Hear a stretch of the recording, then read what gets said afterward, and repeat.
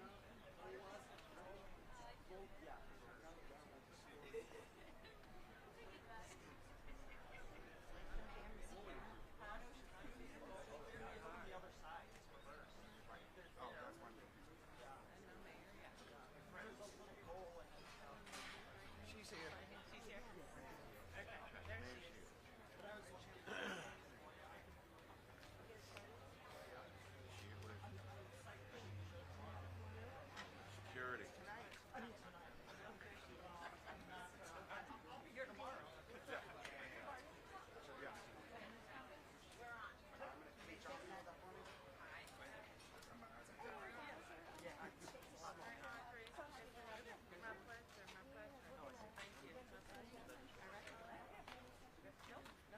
I gotta remember the order. Okay. I'm here. Just tell me who. If you all Point to who come I here. introduced now. Oh, here. Let's get Seth, a shot of her. you guys can stand to. Okay, Seth. I'm Brody. I'm the original owner. She started at 9:30.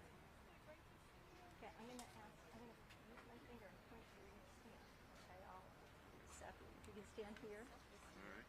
And yeah, you sure All right. can.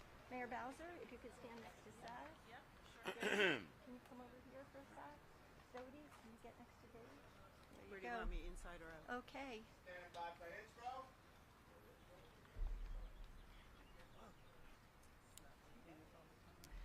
Okay. Wow, thank you all for being here. This fellow wants to count down. I don't take directions well. Thank you so much for coming. I'm Audrey Schaefer. I'm the lucky kid that's the communications director for IMP. And you know that we are here to open this incredible structure, the Atlantis, which is, okay, you can clap. It's,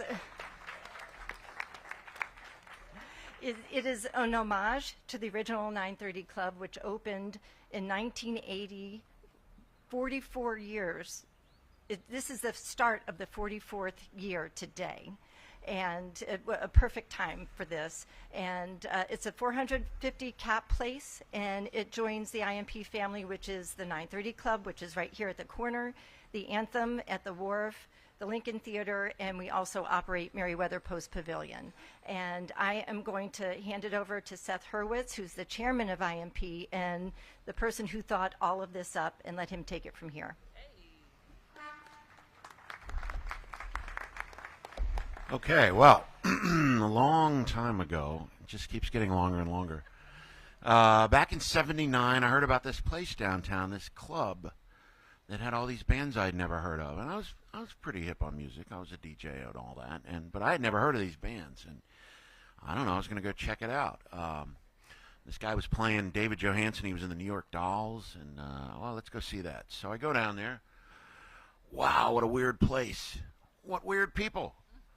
They're all, it's just nuts. Yeah, so it was a wild scene. We didn't have that in D.C. This was on F Street. Now, F Street back then was a little sketchy. It was still the remnants around the corner of one of our famous porn streets. We had 14th and we had 9th. So there were peep shows and whatnot. But that made it an adventure. And it was really, going down there was on the edge. I mean, you felt like you're taking a chance here. This is an edge, and you go in, you see these people. Anyway, that place was called the Atlantis, and as all small clubs did in those days, I think there's not many left. The owner started not paying bands, whatever, went out of business. The owner of the building, his name was John Bowers, and it was the Atlantic Building, and he said to his wife at the time, Dodie Bowers, "Here, you do something with this place." And a lot of people don't realize this, but I did not start the 930 Club. there was a person named Dodie Bowers, now Dodie DeSanto, who took this place and welcomed people of all walks of life. I mean, this was way before there were gender discussions, whatever. I mean, people, all kinds of people that you've never seen, that had looks you've never seen. It was truly alternative. And in those days, alternative meant alternative. You know, alternative today is, big bands like Foo Fighters. I don't know. And but back then, alternative was like stuff you didn't know. So the people that went to the 930 Club, they wanted to go down and see new stuff and be part of the scene. It literally was see and be seen, because you either had, the first piercings in the city, or you were looking at them. In my case, although I've been a rock punk promoter for 45 years now, I don't have a piercing or a tattoo. But, so I'm on the outside just looking at these people, and it was just great. And the vibe was great, and Dodie just fostered this scene, this welcoming scene, like, come down and be part of this thing that's happening in D.C. It was a real thing. But like I said about club owners, owning a small club is a losing business. As a promoter, we needed to have a small club to do bands when they first started out, so we made a deal with Dodie. And the rest is history and all that. In '86, she got tired of it and sold it to us, and we took it from there, moved it here in '96. But I want to introduce people to someone who doesn't get introduced too often, because she's busy doing her own artistic sort of things, because that's who she is. But I'd really like you to welcome and thank Dodie DeSanto.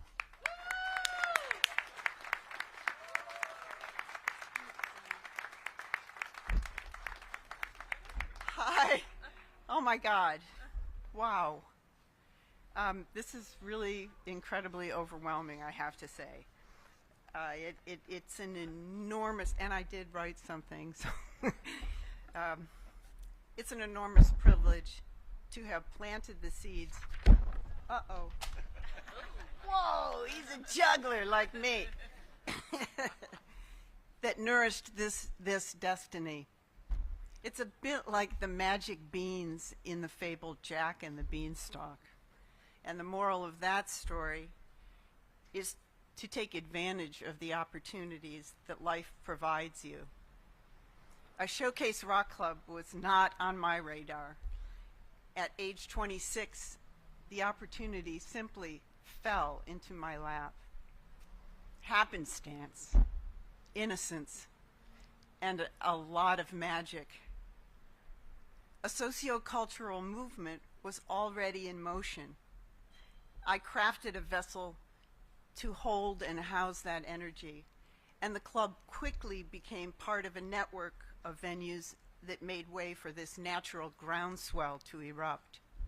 Remember, this was back in the 1900s, when the rising and setting of the sun was the governing tempo, and D.C. was still lingering in the consequences of the 1968 riots. The times were ripe. The ground was fertile. I can still hear the ad on WHFS radio. 9:30, a place in time, a time in space. It made quite an impact to drop that place in our nation's capital, on F Street, across the alley from Ford's Theater, where burgeoning bands could develop independently off the grid of corporate record company ownership. That was the thrust of what we were doing. An underground network sprang to life. People ventured out, attracted like moths to this bright, new, sparkly light. They showed up out of nowhere. The cops on the beat once asked me, "Where did these people come from? Did they crawl out from under rocks?" I know for so many people, especially the young coming to punk shows, it was an actual rite of passage to walk down that long 106-foot hallway, stretching like an umbilical cord, attaching to that room, feeding in a culture hungry for growth and connection. It was a space where mysteries, joy, and the angst of being human were worked out in the primacy and sweat of direct contact. The music is the flint and the momentum for such a ritual.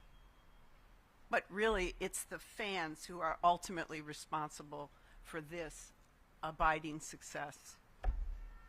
If I were on the creative team today, I would suggest the Atlantis being a no-phone zone. A chance for people to shed the vicissitudes of technology for a real visit to the past. Install a phone check. It could become a trend.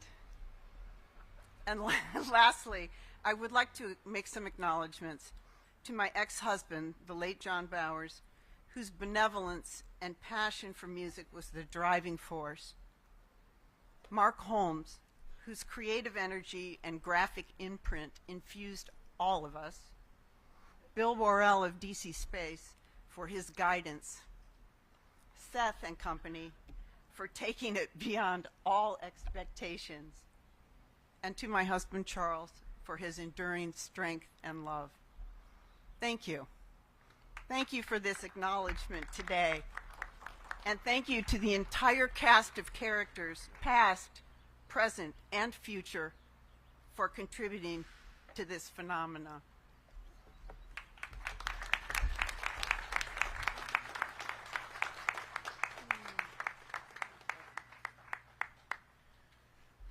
Okay.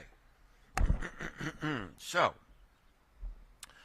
back then, when Dodie handed it to us, I was so worried that we wouldn't maintain that vibe, that scene. But we did, and I think her spirit is still involved in the club. But the other thing we wanted to maintain was that feeling that when you go down here, you're taking a chance, you're seeing bands you haven't seen. That could be the next big thing. I'll get into that in a minute, but I want to introduce someone who has been supportive every step of the way for everything we've ever done in this city. I've said to her, I'm going to give you my greatest compliment. You're like normal. And she is. Please welcome Her Honor, Mayor Muriel Bowser. Thank you. Well, good morning, everybody. I am very happy to be here. I'm very happy to be here with Seth. I want to thank you so much, Dodie, for your vision. And we're here with a real live rock star. So let's hear for Dave Grohl. Thank you for being here, for always being supportive of Washington, D.C. We know that this is a huge day for music lovers. A big day for everyone who loves the 930 Club, and everyone who loves what I like. You call it weird or alternative. I call it the real Washington, D.C. And that is a city that's filled with culture and grit and people who love music. And so we know how devastating 3 years without live music was in the way that we were used to seeing it. And we know for sure that we worked very hard together to bring the music back to Washington, D.C. with great promoters and owners of music venues and all different ways to support artists so that we could stick together and be on the other side. So we want to thank the entire team at the 930 Club for sticking with us, for being there to support music and hospitality throughout those times. And so there aren't a lot of experiences like going to the 930 Club or experiencing live music. But we know that being surrounded by hundreds or thousands of strangers who are enjoying the same music in the same moment is a part of who we are as human beings. And so I am so grateful that we have that back. I'm so grateful for fans like the Foo Fighters who come to Washington, D.C. To make sure that we are having that live music experience. And I'm very happy today to proclaim today as the 930 Club Day in Washington, D.C.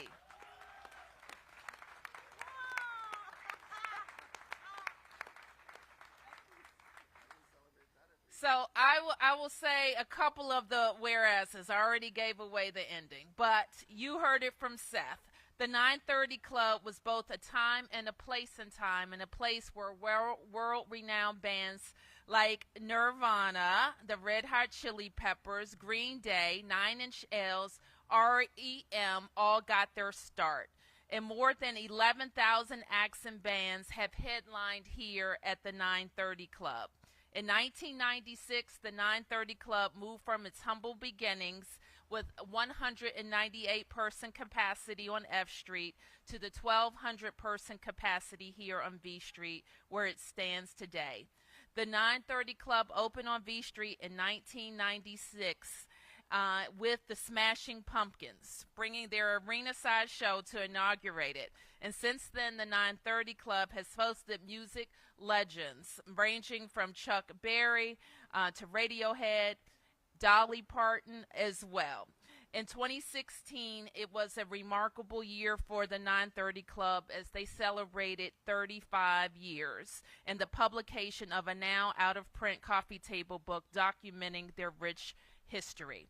And finally, after 18 months of an eerie silence resulting from the pandemic, the Foo Fighters woke the club from its pandemic slumber on September 9, 2021, providing a packed house and a jubilant music experience. So once again, today is the 930 Club Day in Washington, D.C.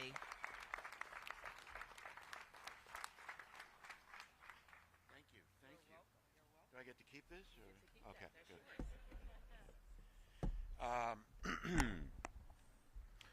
So, yeah, we were down in the pandemic. Bad time for everyone. Didn't have much to do, so we thought of this place. True story. But back when we opened the Anthem, Dave, of course, opened the place. Now, he said on stage when he was that night, he said, every time we play D.C., there's this one guy who says, can I play drums? But from the other side, every time we open a venue, there's this one guy that says, can I open it, please?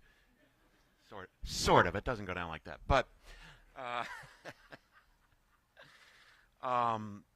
we had this idea that, well, okay, obviously we'll have some big act open it, but let's do, I don't want it to stop after one night, so I thought, well, we'll be open 44 years. Let's do 44 of them, huh? And I didn't dare call Dave and ask him. It was a rough time in those days for everyone. The fact that he hadn't given me his new phone number probably is a reason I didn't call him either. But no, I'll stick with I didn't want to bother him. Anyway, I got a call from Dave's manager, John Silva, who's here, who's been a great, great supporter of ours. Very, very loyal. Puts all his bands with us. And he called me up and said, when do you open? I said, May 30. He said, all right, hold it for, and he named one of his other giant acts. I thought, well, that's great, but where's Dave? I mean, it was a great idea, but it wasn't truly significant to our history, someone who plays with it, but I'm not going to mention who that is. But we were overseas, and I get a phone call at dinner, and it's from Dave's agency. And they said, you're holding May 30 for John Silva, right? I said, yeah. And they said, well, because Dave wants to open the place. Now, I thought this was a prank, but after 5 minutes, realized, wow. And I thought, this has got to be the hottest show I've ever done. Hands down, no contest. And I think it is. In fact, I want to thank Dave for a lot of things, but one thing is I've heard from a lot of friends I haven't heard from in like 10 years this past week. So this was nice. Anyway, after he opened the anthem, we wanted to do something for Dave. And I had just discovered this amazing French artist named Bernard Pross for you DC residents. Anyway, Bernard does this thing where he makes these sculptures with, I guess the polite way is saying found objects. I call it junk. But he makes these sculptures out of stuff. He has a vision nobody else has. And I thought, well, he's done a lot of historical types, especially music types. And I thought, let's get one done of Dave. Dave will like that, right? That was 5 years ago. And we've had a few false starts with that. COVID, personal stuff, whatever. This thing has gotten put off so many times, but it's here today. And we're here to unveil it right now. And I'm supposed to say, are you ready, guys? 3, 2, 1. Now, from here, Dave, it doesn't look like you, but go stand there. Go stand in front.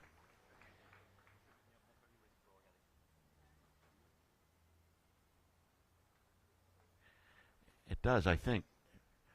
Nothing fell off, did it? Okay. Anyway, because the Atlantis is so small, we don't have room to put it here. So this is on a truck because it's going to get taken back where it will live at the anthem, and everyone can go see it. There's a lot of Easter eggs in there. Our late sound man, pieces of his motorcycle, and there, as I said, is Dave's necklace he sent to us. And anyway, you know, every city has their rock stars, right? Their famous sons and all that. And, you know, some people aren't as lucky as we are. Detroit, they have Ted Nugent. But we... I'm sorry. Well, you're from D.C., too. Besides Dave being our incredible ambassador for our town and talking about how much the 930 meant to him growing up, being in bands and stuff. By the way, a quick story about that. We used to do shows in Calorama Roller Rink, which is now a Harris Teeter. And we were doing this huge act at the time, Jesus Jones. They had a big song, Right Here, Right Now. And John Silva told me he needed that date at the 930. I was like, for what? You know, for Nirvana. I said, well, Jesus Jones, you don't want to play up against Jesus Jones. John said, we're not worried about that. So, anyway, I just want to say that for all the things that Dave has done for us and represents us and been our spirit out in the world, and we're so proud of him, but you may not realize this, but he's also, and I think this is his greatest asset, one of the nicest people you will ever meet in your life. And it's true.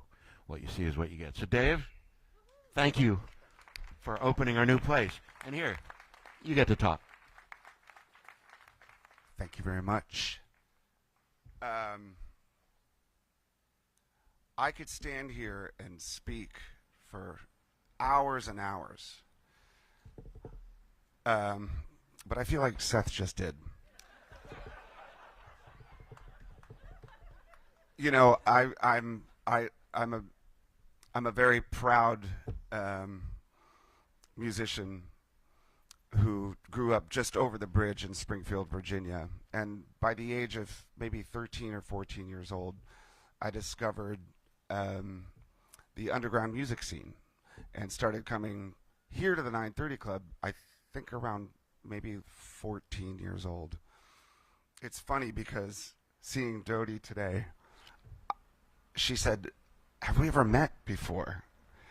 And I said, yeah, I think about 40 years ago, as I was begging to be let into the club at the front desk, the original front desk that's at the end of the hallway now. That was the podium. That's where I used to beg to be let into shows when I was a teenager. Thankfully, I was allowed into the club because I got to witness hundreds of bands that inspired me to become a musician myself. And that feeling of being in this sort of tribe, like we were all in on this big secret that was, I guess, then considered alternative culture. But it was all the misfits. It was all the kids from the suburbs and all the kids from town that found a family together in places like the old 930 Club. And hopefully that tradition will continue, where you'll have kids from all over the DC metropolitan area come in and see bands that will inspire them to become musicians as well. Because I think that's how it works. When it's available to you and you realize that music is available to you, you know, I don't think any of us ever considered becoming rock stars or any sort of like career opportunity in what we were doing. We just did it because we had to, because we love to do it, and we love to do it with the people here in town, our close family of friends in the community and the scene. Anyway, it's an honor to be here, and thank you very much, Seth, and for the statue. It's amazing. I'd like to pass some sort of bill or law where they're required in every federal building in town upon entering. That's a lot of sculptures. But I appreciate everyone being here, and hopefully the tradition of the 930 Club and local bands and unknown bands and young musicians will have a place to come witness music and be inspired to make it on their own. So thank you very much.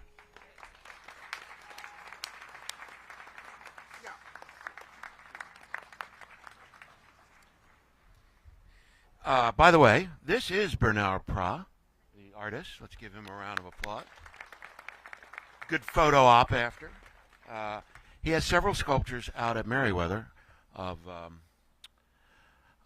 classic historic artists. In fact, he was in the middle of working on Tina Turner when she passed, so that'll be out there soon. I have to thank some people, because although I'm up here and I'm the one, I'm the figurehead, it ain't really me. So I'm just the tip of an iceberg. One of my most important people is standing there, Donna Westmoreland, who is the COO of all the companies. And as anyone knows, she does the real work, not me. Chris Pelly, the architect, who somehow found his way onto the stage the other night in an opening act, which I didn't even know he did. He works for Core Architecture, and they've done just a fantastic job. We love working with them. MCN, of course, the people that built it. Norm Veenstra, our former general manager, who's now I call him a real estate dude. I don't know what else to call him. But he's the one who helped put us all together. John Storick, who did the acoustic work. There's a guy with us. We refer to him as our artistic creative director. I'm sorry. But he's our everything. He is the 930 Club to a lot of people. His name is Guillaume Desnouets. Another French dude who helped design most of this, and especially on the rooftop, which you don't know because you haven't been in yet. On the rooftop, there is a replica of F Street in the day, so a little surprise. There's a lot of Easter eggs in the place. You know, some people have called it, in fact, this is not true, some newspapers have called it an exact replica of the 930. That's not true at all. What we wanted to replicate was the basic form of it, the feel of it, and most importantly, the idea that you come here to see bands that are going to be big someday. And someday I hope a lot of people walk around and say, well, I saw them at the Atlantis. So, and then I want to thank someone who really motivated me to get this place open. Fox 5 News did a poll. Will the Atlantis be ready for its first show? 86% said no. Now, anyone that knows me knows that's all I had to see to get this place open on time. So, thank you all for coming. It's a great day. I hope that people that come here get that feeling that they're in on something early, the ground floor. You never know who's going to break out from the pack, like Dave did. And enjoy, experience alternative music when it is truly alternative. Thank you. And we have one more thing to do before we take the tour. And you know how places when they open do ribbon cuttings? Well, that's just not us. But we do have a really long guitar string to cut. So if I could have my IMP people come on up and help, and if I could have you all come up and help.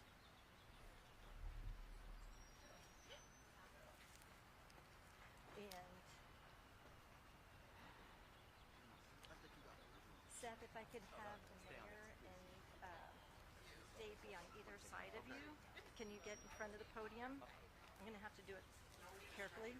That's no.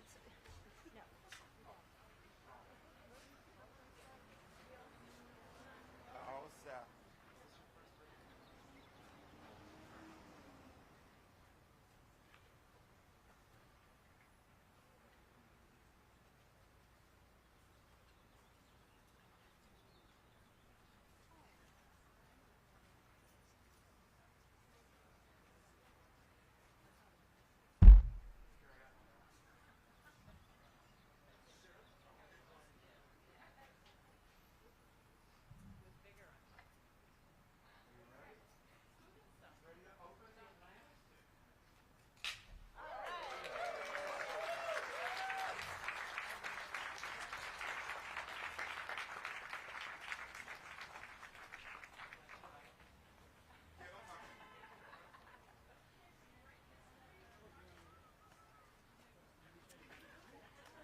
Dave, just want to say hi real quick. Gene, come on. It